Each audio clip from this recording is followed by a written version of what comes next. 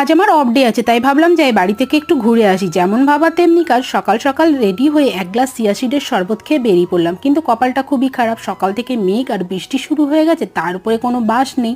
তো ফাইনালি একটা বাস পেলাম, যে বাসটা আমাকে দায়িত্ব সহকারে 3 ঘন্টার জায়গায় 6 ঘন্টা টাইম নিয়ে বাড়ি পৌঁছে দিল। বাড়িতে পৌঁছে ভাইকে আগে আমার বানানো কেক খেতে দিলাম। ও তো আমার বানানো কেক সব সময় বলে খুব সুন্দর হয়েছে, আর আমি বানিয়ে নিয়ে গেছিলাম রুটি, সবজি, ডিম। সেটাই ভাইয়ের সঙ্গে গল্প করতে করতে খাওয়া দাওয়া কমপ্লিট করে বাজারে গিয়েছিলাম। সেখানে গিয়ে দেখি টার্কি মুরগি বিক্রি হচ্ছে। এইরকম মুরগি তো আমি জীবনে প্রথমবার দেখলাম। তারপর ভাইয়ের মান্থলি সব বাজার করে নিয়ে এসে গেছিলাম ভাইয়ের জবা গাছে জবা ফুল চুরি করতে, মানে কুড়ি চুরি করতে। কিন্তু ও বললে ফুল তুল কুড়ি না, তাই ওকে একটু ভেঙিয়ে দিলাম আর কি। তারপর অনেক গল্পগুজব করে ভাইকে টাটা করে বেরিয়ে পড়লাম। কিন্তু কথায় আছে না, যার শেষ ভালো তার সব ভালো তার। দেখো আমি কিন্তু একদম ডাইরেক্ট বাসটা আজকে পেয়ে গেছি। আর চিন্তা কি, কেক খেতে খেতে আমি বাড়ি চলে